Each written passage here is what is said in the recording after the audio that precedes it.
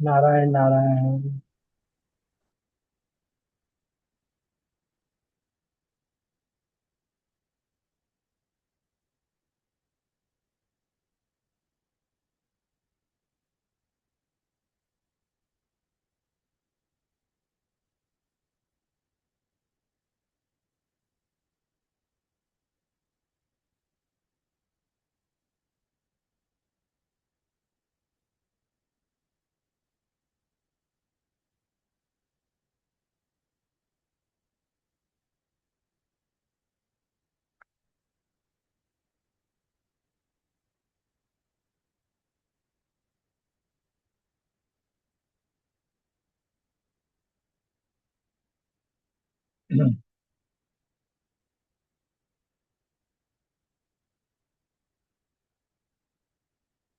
प्रारंभ करते हैं। कृष्णाय वासुदेवाय हरये परमात्मने प्रणतक्लेशनाशाय गोविंदाय नमो नमः। गोविंदाय नमो नमः। गुरुर्ब्रह्मा गुरुर्विष्णु गुरुर्देवो महेश्वर गुरु साक्षात् परब्रह्म तस्मै श्री गुरुवे नमः। श्री गुरुवे नमः।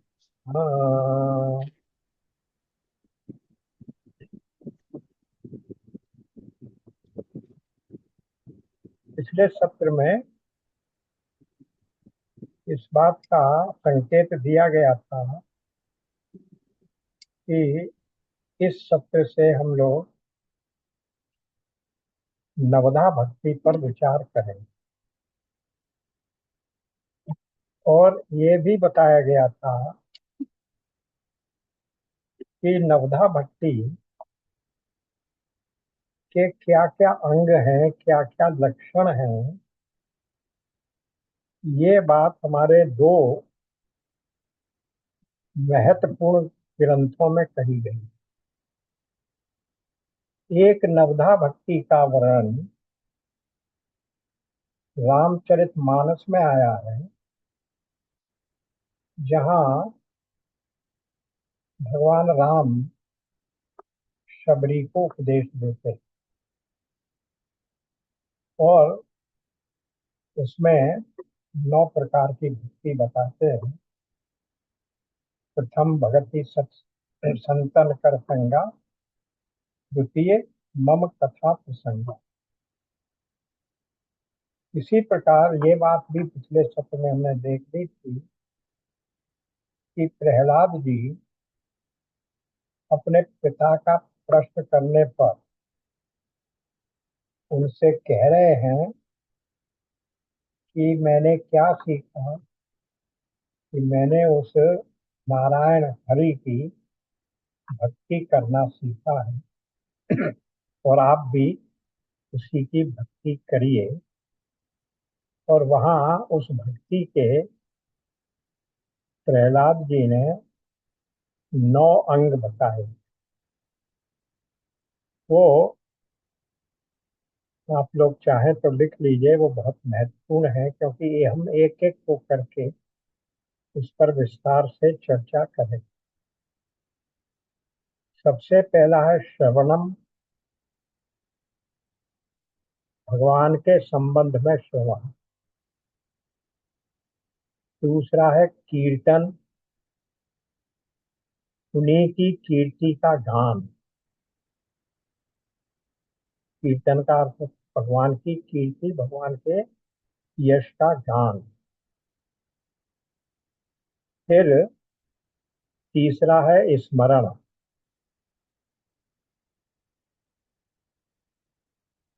चौथा है पाद सेवनम, भगवान के चरणों में की सेवा। फिर अर्चनम, यानी पूजा। फिर वंदना, वंदनम। दास्यम, अपने को दास्य भाव में रखकर भगवान की भक्ति करनी है। फिर सख्यम, सख्य भाव में रखकर भक्ति करनी है। और तब आत्मनिवेदनम, अपने को भगवान के चरणों में निवेदन कर देना है। अब इस तरह से ये जो दास्यम और सख्यम आया, तो भक्ति सिद्धांत में भक्ति के 4 प्रकार बताए गए हैं,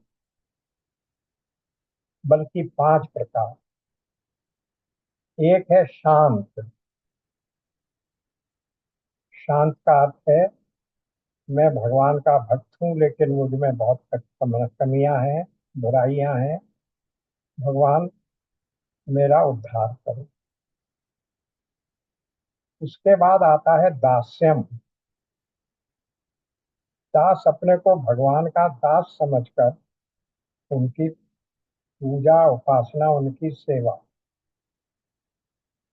और ऐसे दास्य भाव से पूजा सेवा करने वालों में सबसे पहले नाम आता है भगवान, सबसे पहले नाम आता है हनुमान जी। उनसे बड़ा दास कोई नहीं है। दास के बाद आता है सख्य भाव। सख्य कौन है? सखा कौन है? सखा, अगर भगवान कृष्ण की लीलाओं में देखें तो उनके साथ वन जाने वाले, वन में जाकर गौ चारण के समय वन में जाकर लीला करने वाले उनके सखा हैं, तो गोप बालक जो हैं वो भगवान के सखा हैं। रामचरितमानस में राम ने निषाद राज को भी अपना सखा बताया है और बारंबार उनको इसी सखा नाम से ही संबोधन की। तो ये हो गए शांत दास सख्य भाव। अब बाकी दो भागों का, दो प्रकार की भक्ति का यहाँ इस श्लोक में वर्णन नहीं है, लेकिन उस विवरण को पूरा करने के लिए आप लिख लीजिए कि सख्य के बाद क्या आता है। सख्य के बाद आता है वात्सल्य भाव। वात्सल्य भाव में माता यशोदा हैं, माता कौशल्या हैं, ये भगवान को अपने पुत्र की तरह, बालक की तरह उनकी सेवा कर रही हैं। उनकी भक्ति इस प्रकार से हो गई। और फिर उसके बाद आता है माधुर्य भाव। माधुर्य भाव क्या है कि ब्रज की गोपियां उनको अपना कांत समझकर, अपना प्रियतम समझकर उनसे प्रेम करती हैं। तो ये है माधुर्य भाव। और दूसरी बात जो और मुख्य बताई गई है इस सिद्धांत में वो ये है कि जैसे जैसे हम शांत दास सत्य वात्सल्य माधुर्य भाव की ओर बढ़ेंगे, वैसे वैसे नीचे के जो भाव हैं वो उनमें समाहित होते चले जाएंगे। जैसे दास्य भाव में शांत भाव समाहित है, सख्य भाव में शांत और दास्य दोनों समाहित हैं। यानी जो सखा है वो भगवान को दोनों रूपों में मानते हैं, उनकी सेवा कर रहे हैं। सखा तो है ही, हम उनके दास भी हैं और उनसे हम अपना उद्धार भी कराना चाहते हैं। तो इसी प्रकार से उत्तरोत्तर वात्सल्य भाव में वो तीनों भाव नीचे के समाहित हैं और माधुर्य भाव में नीचे के चारों भाव समाहित। इसीलिए माधुर्य भाव को सबसे ऊपर माना गया है। यहाँ भी अभी हम जो व्याख्या समझेंगे उसमें भी भगवान की रागानुगा शक्ति को ही सबसे ऊपर माना गया। तो ये तो हुई भूमिका। अब देखते हैं भक्ति है क्या, भक्ति किसको कहेंगे और किस प्रकार से क्या क्या भक्ति है, इन सबको थोड़ा सा समझें। तो भक्ति कैसे की जाए, सबसे पहला ये प्रश्न है। तो उसका उत्तर ये है कि भक्ति तो भक्ति से ही होती है, कोई अलग साधन नहीं है। भक्ति के द्वारा उत्पन्न, भक्ति के द्वारा, भक्ति करने से जो हमारी बारंबार नित्य हम भगवान की भक्ति करते जाते हैं, उस भक्ति से, उसके भक्ति के फल स्वरूप हमें एक भगवान के प्रति प्रेम जागृत होता रहता है। यही बात तुलसीदास जी कह रहे हैं।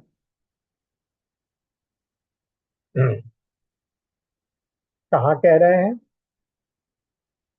तुलसीदास जी कह रहे हैं, जब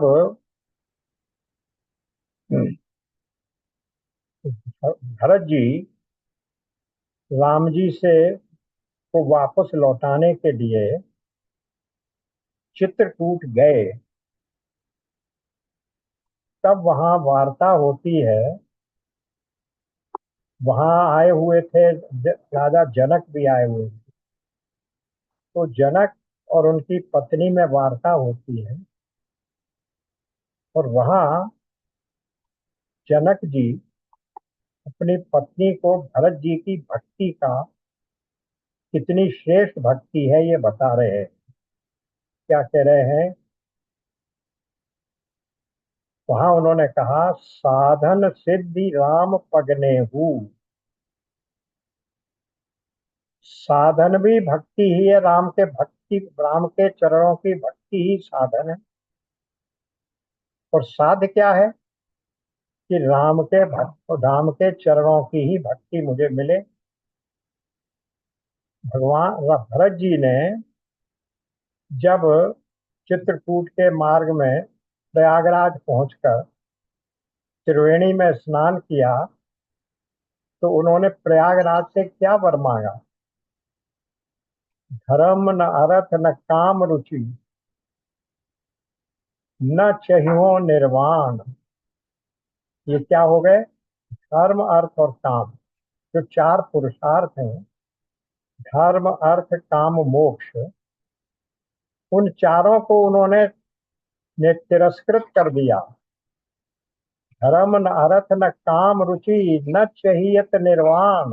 निर्वाण का मतलब मोक्ष। जन्म जन्म रति राम पद, जन्म जन्म रति राम पद, ये वरदान न आन। केवल मुझे आप ये वरदान दे दें गंगा माई, हे प्रयागराज, कि जिस भी जन्म में, जिस योनि में भी मैं रहूं, भगवान राम के चरणों में मेरी भक्ति, मेरा अनुराग बना रहे। इसके अतिरिक्त मुझे कोई दूसरा वरदान नहीं चाहिए, ना वरदान आम, और कोई दूसरा वरदान नहीं।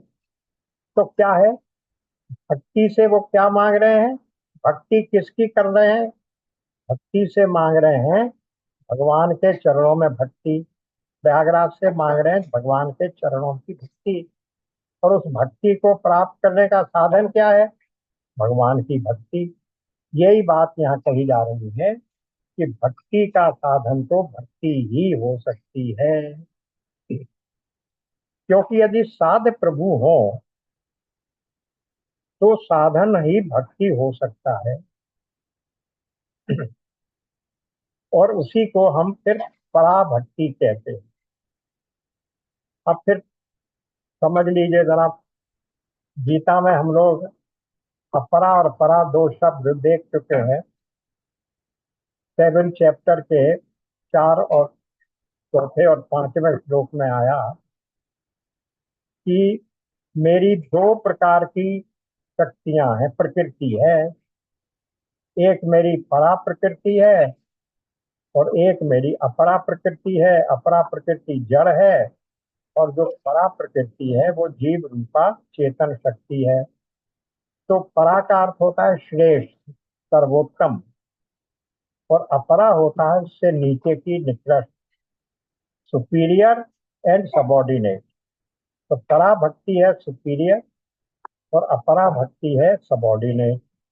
तो यहाँ यही बात हो रही है कि वो जो साधन भक्ति है, यदि वो निरंतर श्रद्धा पूर्वक की जाए, तो वही साधन भक्ति फिर पराभक्ति में परिवर्तित हो जाती है। यानी हमें साध्य की प्राप्ति हो जाती है। अब धीरे धीरे किस प्रकार से ये हमारी साधन भक्ति पराभक्ति में परिवर्तित हो जाती है, इसका कोई वर्णन किसी पुस्तक में नहीं किया जा सकता, वाणी से नहीं किया जा सकता। ये तो जिन लोगों ने साधन करके ये सब प्राप्त किया है, उनके अनुभवों से ही ये प्रक्रिया पता लग सकती है। यद्यपि वो जो भी कुछ कह रहे हैं वो भी आधे अधूरे ही हैं, क्योंकि उस अनुभव को पूर्णतः वाणी के द्वारा व्यक्त नहीं किया जा सकता। हमारी वाणी की सीमाएं हैं। तो इस प्रकार से जो भक्तराज प्रहलाद ने 9 भक्तियां बताई, उनमें सबसे पहले क्या बताया? श्रवण। अब ये तो श्रवण मनन इत्यादि जिसमें सख्य और दास्य भी आ गए, उनके अंत में नवी भक्ति बताई आत्मनिवेदनम। सख्यम आत्मनिवेदनम। तो ये आत्मनिवेदन क्या है?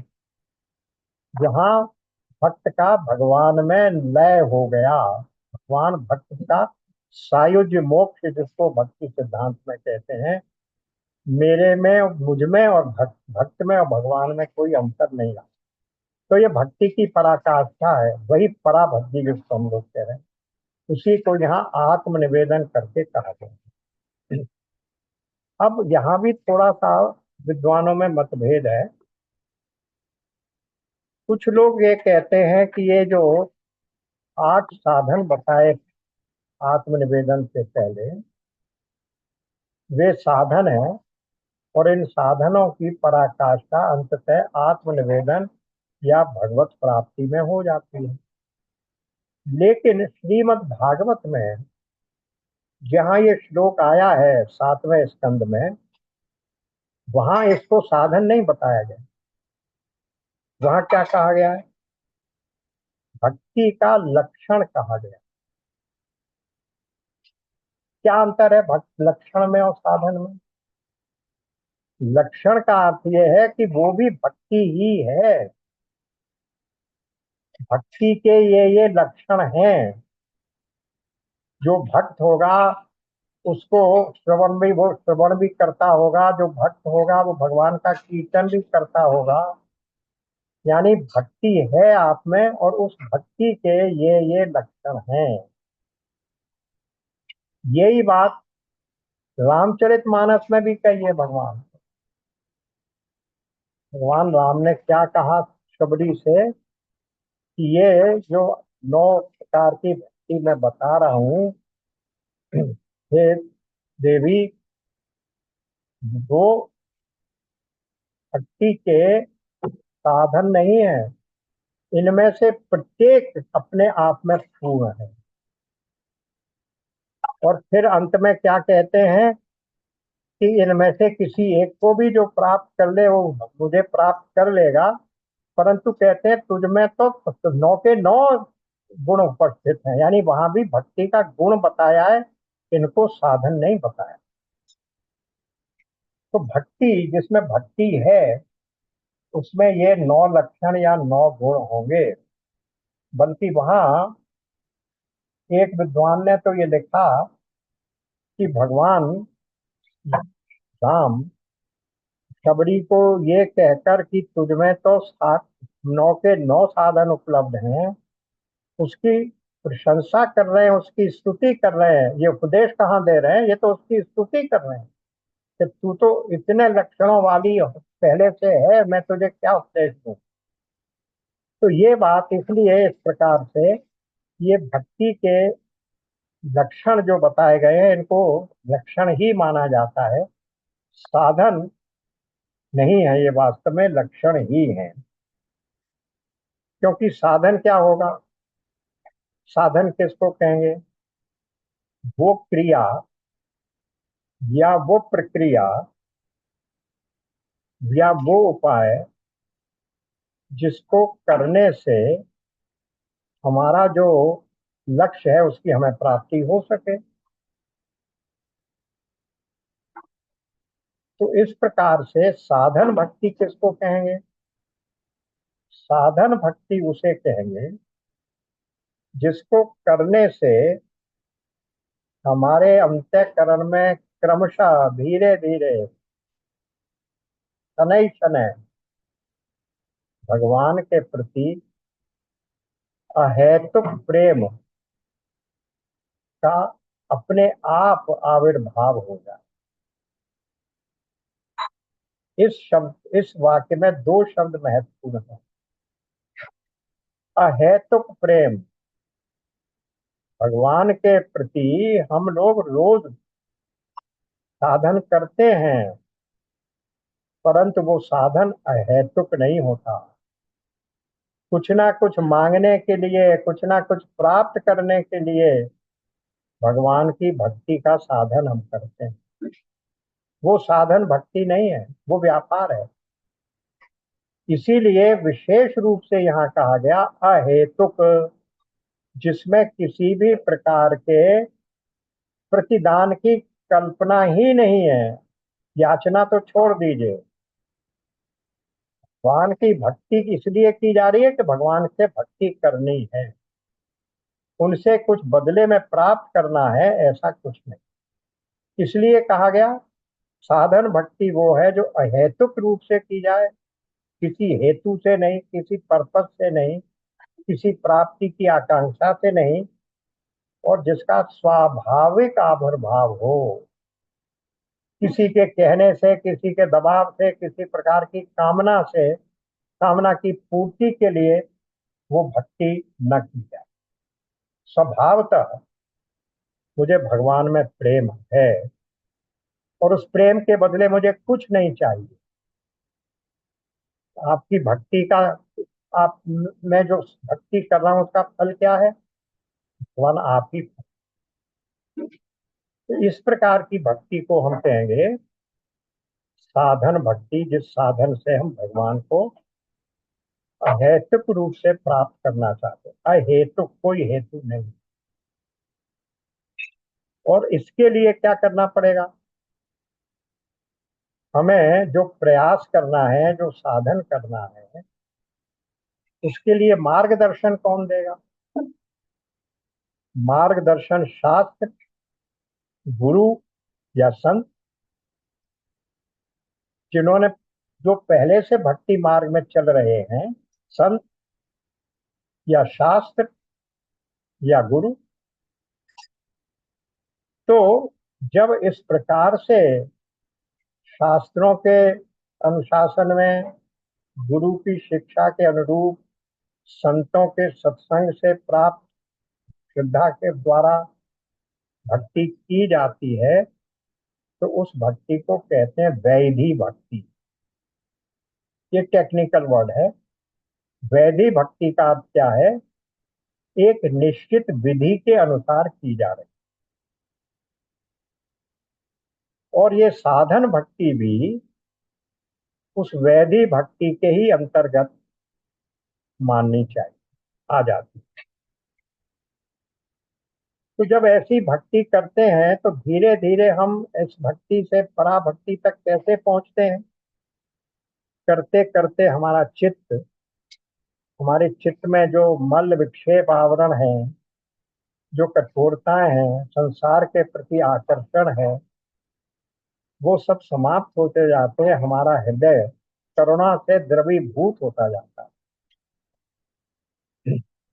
भगवान के प्रेम से, उनको प्राप्त करने की इच्छा से हमारा हृदय द्रवीभूत होता जाता है।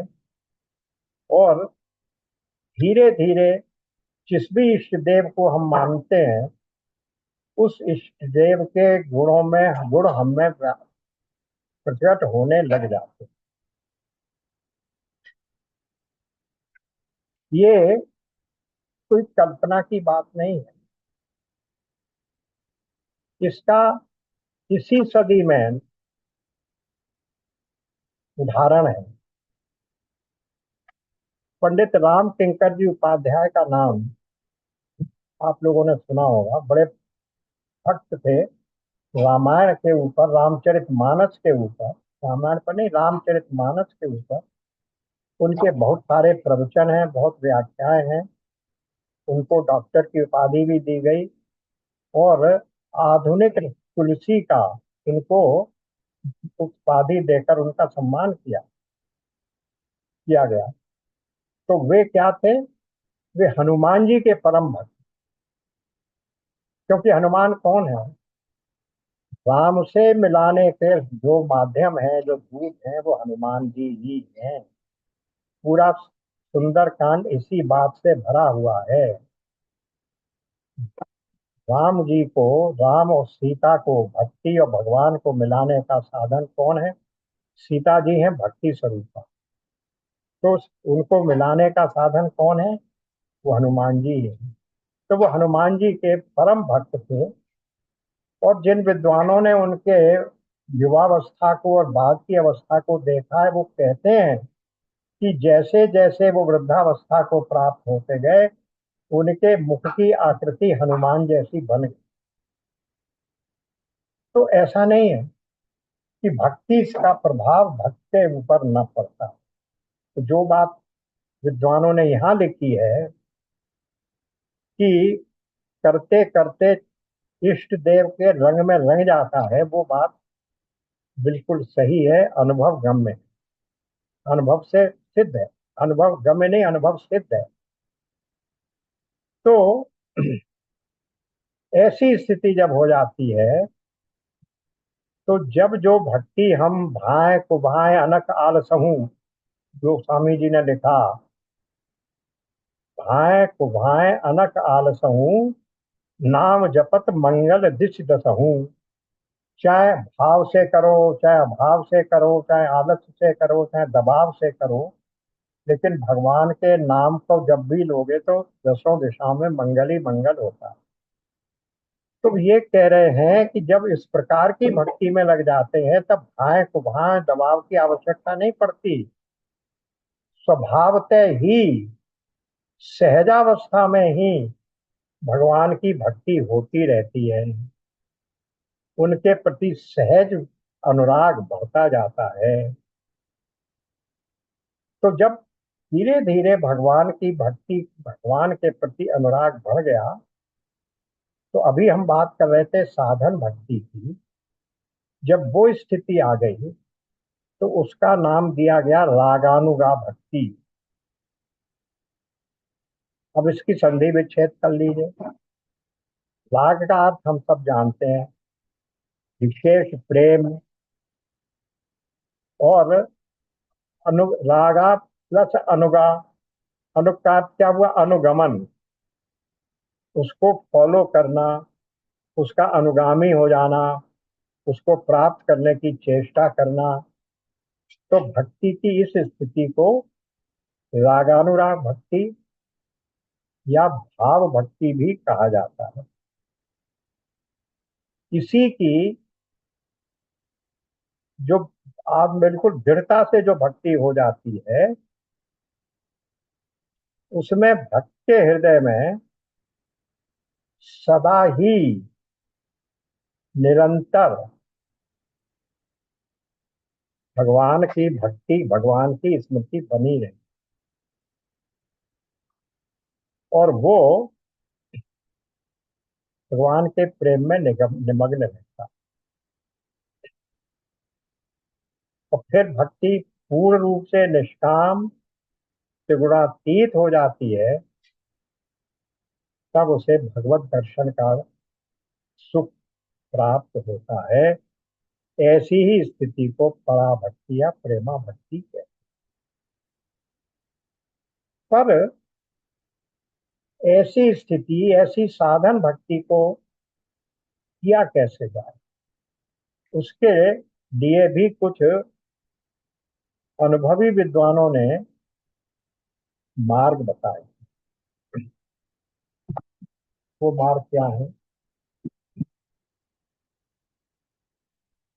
तीन चीजें होनी चाहिए।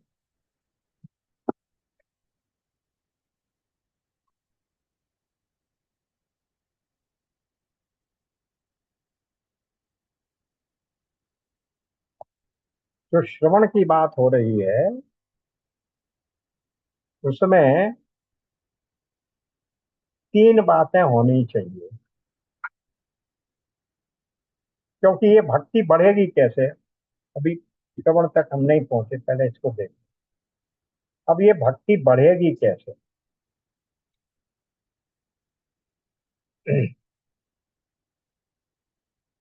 ये भक्ति बढ़ेगी सत्संग से ही। हम अपने कुसंस्कारों को त्यागने की सामर्थ्य तभी प्राप्त करते हैं जब हमें संतों का, गुरु का या शास्त्र का साथ मिलता है या अध्ययन करने का अवसर प्राप्त होता है।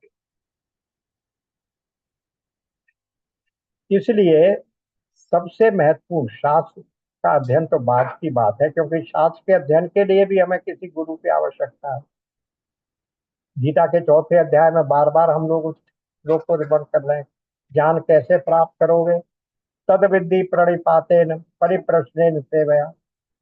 एक विद्वान के पास जाओ, उपदेक्षन्ति ते ज्ञानम ज्ञानेन तत्वदर्शिने, तो उसकी आवश्यकता वहां भी है। तो इसलिए आवश्यकता है सत्संग की, संत की या गुरु की आवश्यकता है। तो ऐसा सत्संग ही समस्त साधनों का स्रोत है।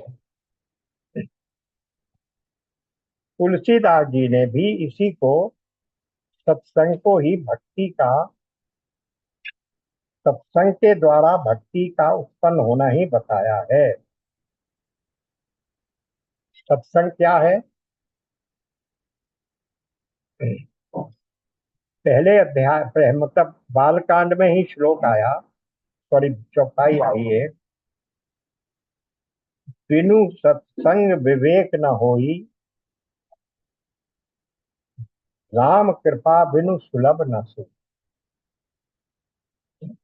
सत्संग के बिना विवेक नहीं होता, और राम कृपा के बिना वो विवेक, वो सत्संग प्राप्त नहीं होता। और यदि राम कृपा से वो सत्संग प्राप्त हो जाए तो उस सत्संग से क्या मिलेगा? नीचे की पंक्ति है उसकी चौपाई की, सत्संगत मुत मंगल मूला। जो संतों की संगति है, वो सत्संग आनंद और मंगल का मूल है, आनंद और मंगल का प्रदाता है। कोई फल, वो सत्संग अपने आप में फल है, वही सिद्धि है। ये सत्संग की महिमा है। क्यों? और उसके लिए आगे की पंक्ति में दो शब्द और कह दिए, सत्संगत मुद मंगल मूला, कोई फल सिद्धि सब साधन फूला। बाकी सब साधन फूल हैं। अब ये फूल का प्रसंग कहाँ से आ गया? देखिए, हम सब जानते हैं कि जब आम में, आम के वृक्ष में आम लगने लगता है, आम का फल आने लगता है, उससे पहले हम क्या कहते हैं? इसमें बौर आ गया, फूल आ गए। तो किसी भी वृक्ष में फल आने से पहले उस वृक्ष में फूल आते। तो इसलिए उन्होंने ये उपमा दी है गोसाई जी ने, कि ये जितने साधन है वो तो ऐसे हैं कि बौर आ गए, जैसे फल आने से पहले जिस तरह से फूल आ जाता है वृक्ष में, तो ये तो साधन है, लेकिन फूल क्या, फल क्या है? फल है ये सत्संग। इतनी इसकी महिमा वहां बताई गई, क्योंकि सत्संग के बिना भक्ति प्रगाढ़ नहीं हुई, बल्कि भक्ति के लिए तुम्हारी आकांक्षा ही नहीं बने। इसीलिए देखिए, दोनों जगह कहा गया, यहाँ भी कहा गया श्रवण। जब आप श्रवण की बात करेंगे, पहली भक्ति क्या बताई प्रहलाद जी ने भागवत में? श्रवण। आप श्रवण अकेले रखते हैं तो श्रवण नहीं हो सकता। जब भी आप श्रवण की बात करेंगे तो आपको कम से कम दो व्यक्तियों की उपस्थिति आवश्यक है। एक वक्ता होगा और एक श्रोता होगा। इसी प्रकार जब ज्यादा लोग एकत्रित होंगे तो वे भी क्या करेंगे? एक दूसरे से श्रवण करेंगे या भगवान के बारे में चर्चा करेंगे। तो सत्संग के बिना, और यही बात वहां रामचरितमानस में कही, प्रथम भगति सत्संग सत्संगा। सत्संग पहली भक्ति है, श्रवण यानी उसमें तभी श्रवण हो पाएगा। तो दोनों स्थानों पर श्रवण का बहुत महत्व बताया गया भक्ति के लिए। और जब इस प्रकार से सत्संग होता है तब ही हमारी साधना, भक्ति की साधना शुरू होती है।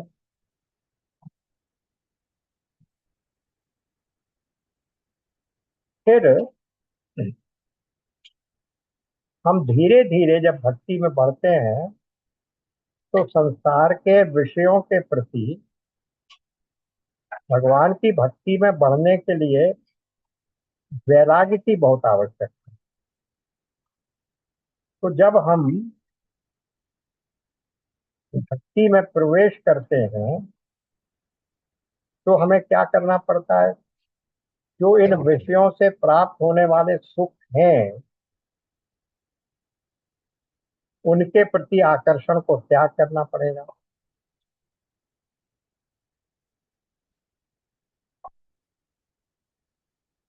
वे सारे सुख अंततः दुखदाई होने वाले हैं, ये भाव प्राप्त करना पड़ेगा। क्योंकि वास्तवता यही है कि जो प्रारंभ में मोहकता है उसके पीछे, इन विषयों के पीछे छिपी हुई दाहकता। प्रारंभ में जो सुख प्रतीत होता है वो अंततः दुखदाई होता है। ये गीता के 18 अध्याय में हम लोग पढ़ चुके हैं। तो ये निषेधात्मक है। क्या? कि संसार का त्याग करो, विषयों से बचो, क्योंकि विषयों का अंत अलग सदा ही दुखमय होगा। कार्यकाल में वो दिखते हैं सुख देने वाले, अंततः वो दुखदाई प्रतीत होते हैं। और वैसे भी ये संसार ही पूरा मिथ्या है, तो इसमें सुख है कहाँ? गीता में दो जगह भगवान ने कहा, दुखालयम अशाश्वतम, अनित्यम असुखम। तो ये भाव जब संसार के प्रति होगा तब हमारा मन भगवान को प्राप्त करने के लिए भक्ति में लगेगा।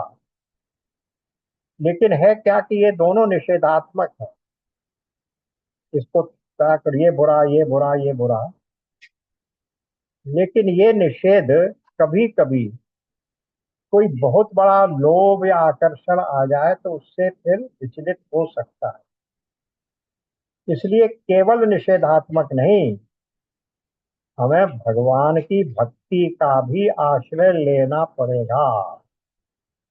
निगेटिव और पॉजिटिव मिलकर ही पूरी होगी हमारी साधना। जितना जितना संसार को त्यागते जाओ, उसके प्रति विकर्षण पैदा होता जाए, उतनी उतनी भगवान के प्रति भक्ति बढ़नी चाहिए। ये कहने का तात्पर्य है विद्वानों का इसमें। इसे प्रभु की कृपा के सहारे भक्ति के साधनों पर दृढ़ता से जमे रहना चाहिए। लेकिन इसमें एक क्या है? इसमें एक खतरा। खतरा क्या है? जो सब जगह किसी भी प्रकार की साधना में एक खतरा है कि साधन करने वाले को अपने साधन करने पर, अपने कर्तापन पर अभिमान होने लगता है। अरे मैं तो प्रभु का इतना बड़ा भक्त हूँ, मैं तो दिन में 4 बजे उठ के सारे दिन में पहले जब तक 8 लाख जप नहीं कर लूं तब तक तो मैं भोजन भी ग्रहण नहीं करता, इत्यादि इत्यादि। तो इसके लिए भी विद्वानों ने बहुत सावधानी बरतने को कहा है कि ये ध्यान रखना चाहिए कि हमें अपने साधनों का अभिमान न हो। क्योंकि अंतिम सत्य क्या है, जो अभी थोड़ी देर पहले तुलसीदास जी की चौपाई में था, बिनु सत्संग विवेक न होई, राम कृपा बिनु सुलभ न सोई। तो ये जो कुछ भी भक्ति की भी हमें प्राप्ति हो रही है, ये भक्ति बार बार गीता भी जब हम कर रहे थे तब भी हम देख चुके हैं, अध्याय 12 में जो भक्ति शतक है, कि भगवान की ये जो भक्ति है वो क्या है, श्रम साध्य नहीं है, कृपा साध्य, साधन साध्य नहीं है, कृपा साध्य है। इसलिए ये साधन हमें प्रभु की कृपा के बिना नहीं मिलेंगे।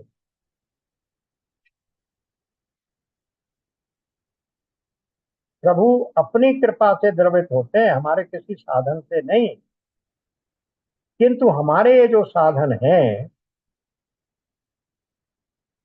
उसके बदले में वो भक्ति नहीं प्राप्त हो रही है। ये जो साधन है वो हमें भगवान की भक्ति के प्रति उन्मुख करते हैं, हमारा हमें उस ओर दिशा निर्देश करते हैं, हमारे मन का कलुष दूर करते हैं, अंतःकरण को निर्मल बनाते हैं, ताकि सब आकर्षणों से उठकर निष्ठा पूर्वक निर्विघ्न रूप से हम भगवान की भक्ति करते रहें। इसलिए भक्ति का अभिमान भी नहीं होना, क्योंकि भक्ति सिद्धांत में तो भगवान को अपने भक्त का अभिमान किसी भी रूप में सहन नहीं है। कितने उदाहरण हम लोगों ने देख लिए। रामचरितमानस में सबसे पहला उदाहरण जो आया वो नारद जी का आया, जो देवऋषि है नारद, देवर्षि नारद, स्वयं ब्रह्मा जी के पुत्र हैं, लेकिन उन्हें भी जब अभिमान हो गया किस बात का, कि अरे शिव जी ने तो उस कामदेव को भस्म किया, लेकिन उन्हें क्रोध आया तब भस्म किया, पर मैंने तो काम पर विजय प्राप्त कर ली और मैं तो क्रोध भी नहीं हुआ, तो मैं तो शिव जी से भी एक स्टेज ऊपर हूँ, एक कक्षा ऊपर हूँ। और ये कहने के लिए वो चले गए, पहले शिव जी के पास ही गए। शिव जी ने उन्हें समझाया, देखो तुमने मुझसे तो कह दिया है, राम जी से जाकर, विष्णु से जाकर मत कह देना। पर जिसके मन में अपनी आत्मश्लाघा, अपनी आत्म प्रशंसा, सेल्फ प्रेज उत्पन्न हो जाती है, फिर वो ऐसी सीख को कहाँ मानता है। वहां भी पहुंच गए तो भगवान विष्णु से भी अपनी यही बात कहती, अपनी चतुराई, अपनी श्रेष्ठता। अब भगवान समझ गए कि इनके मन में अभिमान का पेड़ जागृत हो गया है, और इसको अभी इसी स्थिति में इसका विनाश कर देना चाहिए। मूल जब तक ये जड़ के रूप में है, अंकुर के रूप में है, वरना ये वट वृक्ष बन जाएगा। और तब वो कथा हम सब लोगों को याद है, मोहिनी का बनाया गया, मोहिनी स्वयंवर रचा गया, इत्यादि इत्यादि।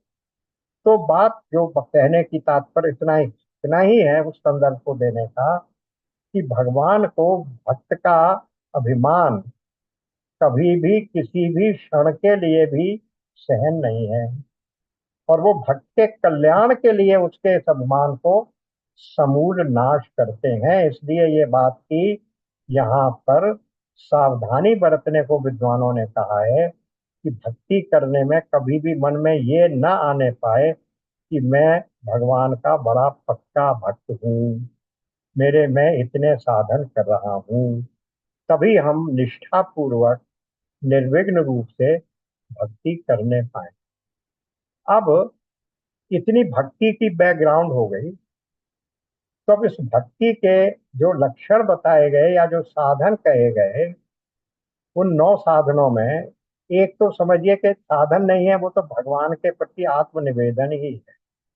तो बाकी के जो 8 साधन हैं उनमें सबसे पहला साधन क्या रखा गया? श्रवण।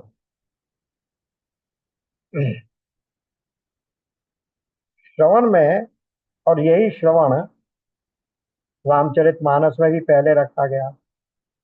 और न केवल ये कि ये भक्ति सिद्धांत में श्रवण की महत्ता है, यानी श्रीमद् भागवत और रामचरितमानस भक्ति सिद्धांत के ग्रंथ माने जाते हैं।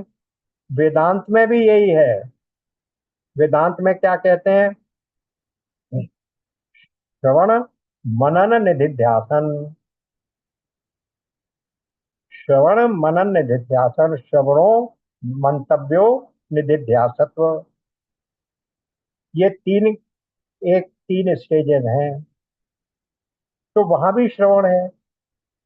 तो किसी भी प्रकार की भक्ति का आप साधन अपनाएं, सब जगह श्रवण की महत्ता है। और श्रवण को क्यों महत्व दिया गया?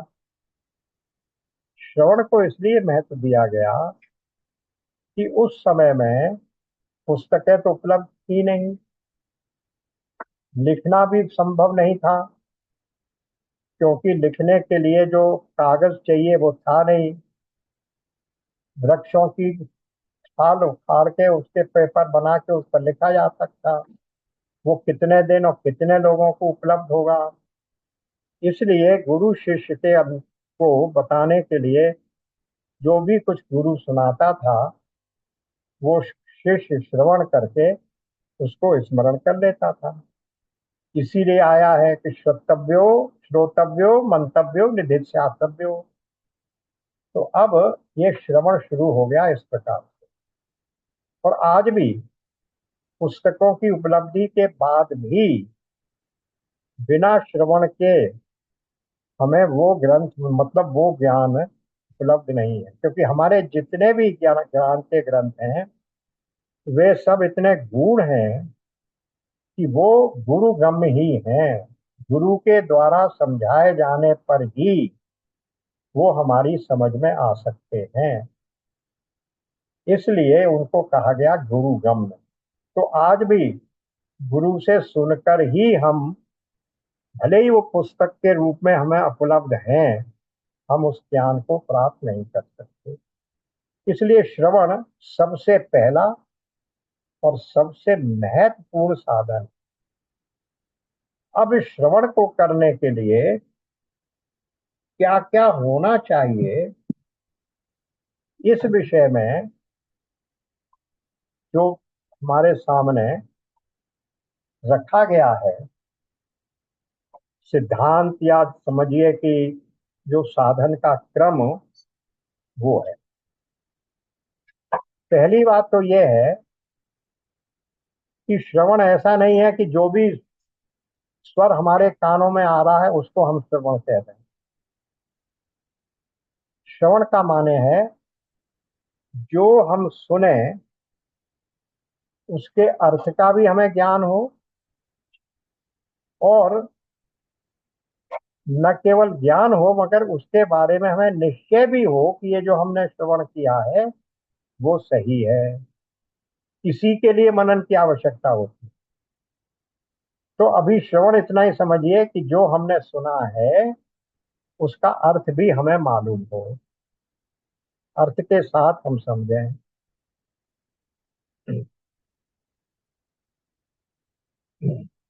तो अब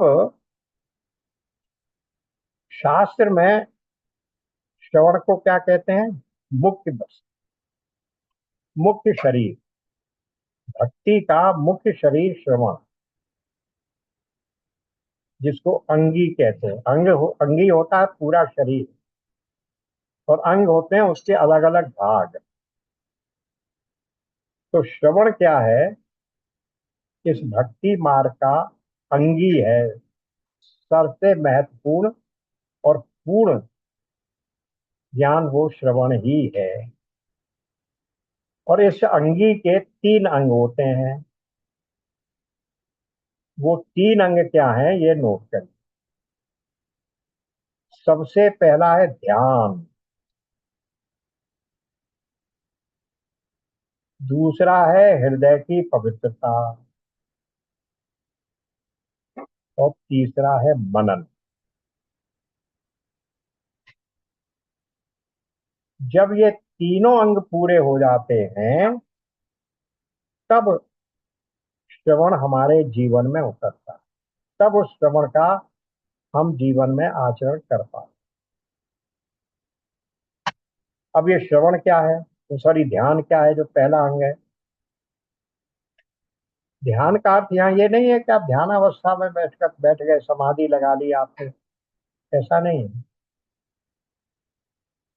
मन में एकाग्रता हो,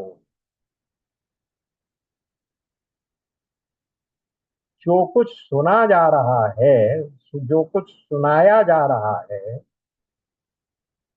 उसको एकाग्र मन से श्रवण किया जाए।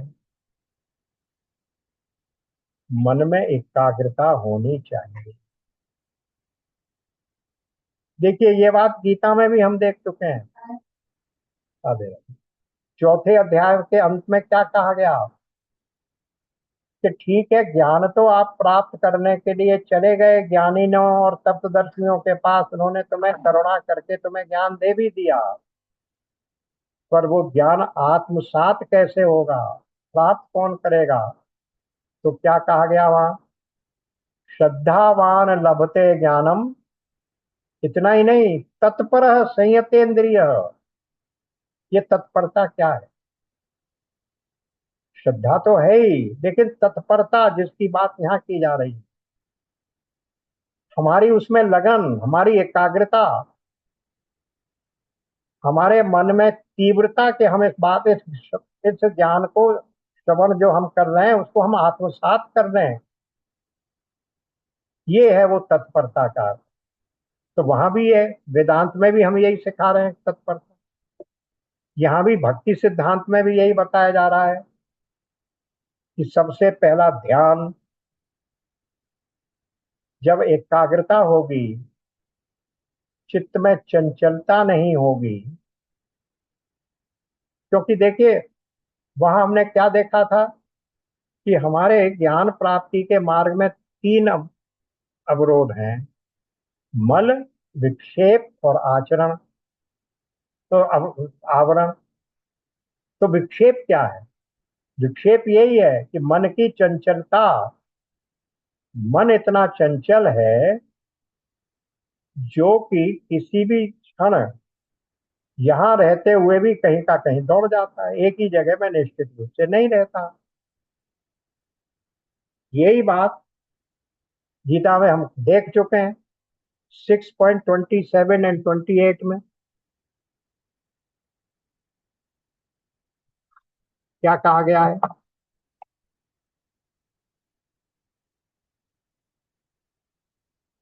देखिए, अर्जुन को भगवान कृष्ण उपदेश दे रहे हैं कि तुम मन को एकाग्र करके सुनो। तो वो क्या कह रहे हैं? 27, 6 में, और आगे है शायद 36 है। हाँ, 33, 34। चंचल ही मन कृष्ण प्रमाथि बलभद्रम, तस्याहम निग्रहम मन्ये वायोरिव सुदुष्करम। हे श्री कृष्ण, ये मन तो बड़ा चंचल है, प्रमथन स्वभाव वाला है, बड़ा दृढ़ और बलवान है, इसलिए उसका वश में करना मैं वायु को रोकने की भांति अत्यंत दुष्कर मानता हूं। ये अर्जुन ने अपनी शंका दे दी। तब भगवान ने क्या कहा? असंशय महाबाहो, मनो दुर्निग्रहम चलम, अभ्यासेन तु कौन्तेय वैराग्येन च गृह्यते। निस्संदेह, असंशय, मन चंचल है, उसको निग्रह करना कठिन है, किंतु अभ्यास और वैराग्य से उसको वश में किया जा सकता है। तो ये मन की चंचलता तो भगवान स्वयं स्वीकार कर रहे हैं कि मन है हमारा ऐसा। इसीलिए यहाँ कहा जा रहा है कि ये जो मन है, ये इतना चंचल है कि इस उससे अगर कुछ श्रवण से कुछ लाभ प्राप्त करना है तो उसको फिर हमें एकाग्रता से सुनना होगा। मन को एकाग्र चित्त से, मन इधर उधर न जा सके, विक्षेप न हो, तब हम इसको कर पाएंगे। तो अभी ये ध्यान की पहली स्थिति, अभी इस ध्यान में कुछ और भी गुण आएंगे, मतलब कुछ और भी सावधानियां बरतनी पड़ेंगी। अभी आज इस प्रकरण को पूरा हो रहा है समय, यहीं विराम देते हैं। नेक्स्ट सेशन में फिर इन्हीं को पहले बढ़ाएंगे, श्रवण में क्या क्या होना चाहिए और श्रवण कौन कर सकता है इत्यादि बातें अभी इसमें आई। ओम पूर्णमदः पूर्णमिदं पूर्णात् पूर्णमुदच्यते पूर्णस्य पूर्णमादाय पूर्णमेवावशिष्यते। ओम शांति शांति शांति। नारायण नारायण नारायण। राधे राधे महाराज। राधे। राधे राधे।